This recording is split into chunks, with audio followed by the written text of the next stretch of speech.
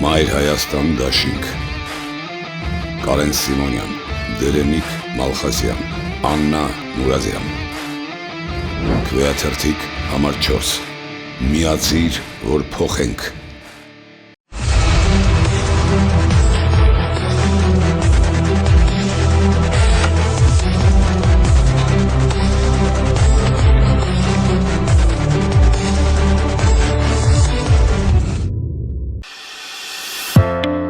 Իսկ դու արդեն որոշել ես, թե որ երկրներ պիտի այցելես 2025 թվականին։ Եթե դու ես հոգնել օրեր շարունակ հարցումների անպատասխան մնալուց, դիմիր Travel with N տուրիստական գործակալություն, սպասեցնել չեն տա, անմիջապես կստանաս լավագույն առաջարկները, տուրփաթեթներ, ավիատոմսեր, հյուրանոցների լայնընտրանի, էքսկուրսիաներ, սոցփաթեթի սպասարկում եւ ամենակարևորը 24/7 ձևաչափով բարեհամբույր սպասարկում։ Travel with N 095 89 20 48 Հրապարակ օրաթերթը գրում է 70 հոգանոց ԿՊ խմբակցությունից 3 առավելագույնը 2 տասնյակ մարդ էր մասնակցում իրենց նախկին կուսակից Հովիկ Աղազարյանի վերաբերյալ գլխավոր դատախազի միջնորդության քննարկմանը, թեև քաղաքական հրահանգ են ստացել, որ մեկ մարդու պես բոլորը կողմ պետք է քվեարկեն, սակայն նիստը բոյկոտելով ըստ էության շատերը իրենց վերաբերմունքը հայտնեցին այդ իրավական ֆարսի ու անամոթ հետապնդման նկատմամբ, որը ձեռնարկել է Նիկոլ Փաշինյանը։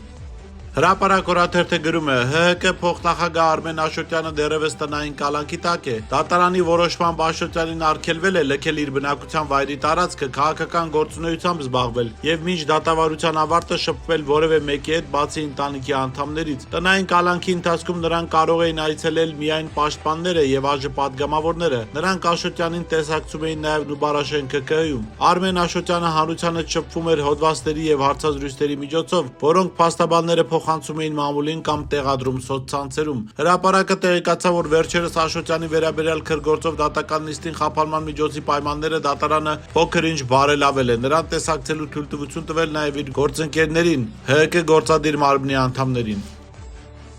Հրապարակ օրաթերթը գրում է հրապարակի տեղեկություններով Գյումրիի քաղաքապետի թեկնածու Ռուբեն Մխիթարյանի եւ Հայատ Պրոջեկտի հարաբերությունները լարվել են ընտրությունների հողի վրա։ Մենք փորձեցինք տեղեկությունը ճշտել եւ բենդից եւ խմբի հիմնադիր Ռուբեն Մխիթարյանից։ Հայատ Պրոջեկտի պրոդյուսեր Վահե Կիրակոսյանը մեծ զրույցում հրաժարվեց մանրամասներ ասել, խորհուրդ տալով դիմել Ռուբեն Մխիթարյանին, ակնհայտորեն չցանկանալով խոսել, թեև խոսելու բան կար։ Իսկ Մխիթարյանի շտաբից կտրուկ հերքեցին, թե նման բան չկա։ Դուք կարող եք սոցցանցերով նայել, տեսնել, որ առաջիկայում բոլոր համերգներն ուժի մեջ են։ Դրանք պարոն Մխիթարյանն է կազմակերպում։ Սակայն մեր աղբյուրն ասում է, որ խոսքը ոչ թե համերգները դադարեցնելու մասին է, այլ այն մասին, որ Հայատ Պրոջեկտն ամեն ինչ արել է, որ չառնչվի Գյումրիի ընտրություններին։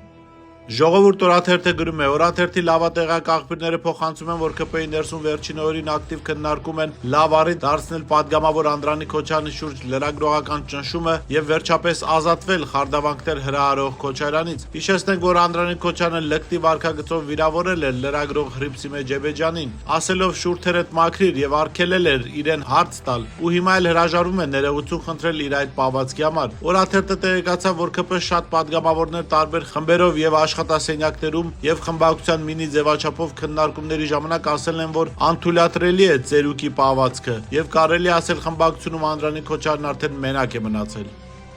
Հրապարակ օրաթերթը գրում է իրավապահ համակարգի մեր աղբյուրներից տեղեկացանք, թե ինչ է սպասվում Հովիկ Աղազարյանին եւ Տարոն Մարգարյանին, որոնց խորհրդարանն այսօր կզրկի падգամավորական անձեռնմխելությունից, բավարարելով գլխավոր դատախազ Աննա Վարդապետյանի միջնորդությունը։ Որքան էլ զարմանալի է, Փաշինյանի գրպանային իրավապահներն ավելի խիստ պատիժ են նախատեսել երբեմնի ԿՊ-ական Աղազարյանի նկատմամբ, որոշել են նրա նկատմամբ քրեական վարույթի ընթացքում տնային կալանքի որոշում կայացնել, որպեսզի մեկուսացնեն Աղազարյանին։ Իսկ Երևանի նախկին քաղաքապետ ՀՀԿ-ական Տարոն Մարգարյանի դեպքում հավանաբար կկիրառվի վարչական վերահսկողություն։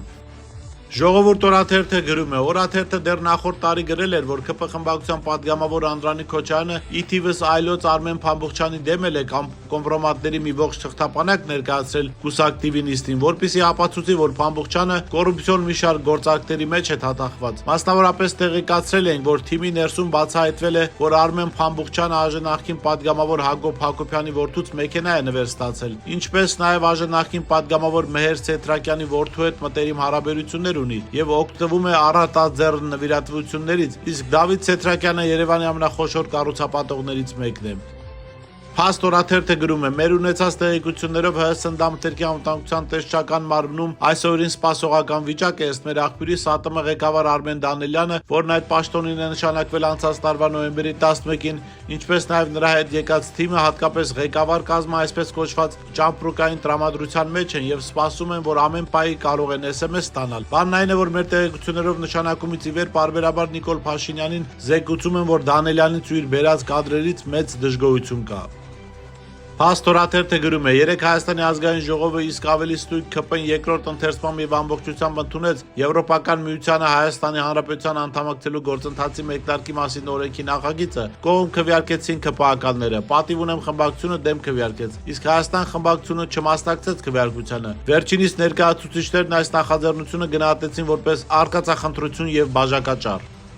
Հրապարակ թերթը գրում է. երեկ ազգային ժողովում լրագրողները նամակ փոխանցեցին Նիկոլ Փաշինյանին, պահանջելով վերաբերմունք հայտնել օրերս ԱԺ պաշտպանության եւ անվտանգության հարցերի մշտական հանձնաժողովի նախագահ Անդրանիկ Քոչարյանի եւ Ռիփսիմե Ջեբեջյանի միջև տեղի ունեցած միջադեպին դիմումի տակ 161 լրագրողի ստորագրություն կար, որոնք պահանջում են պատգամավորական էթիկայի հանձնաժողով ձևավորել եւ անհրաժեշտ օրենսդրական փոփոխություններ անել։ Իսկ ԱԺ կառավարություն հարցու պատասխանը սկսելուն պես լրագրողներն իրենց օթյակում ապակիներին սեղմված պայեցին պաստառներ, Անդրանիկ Քոչարյան, շուրթերդ մաքրիր գրությամբ։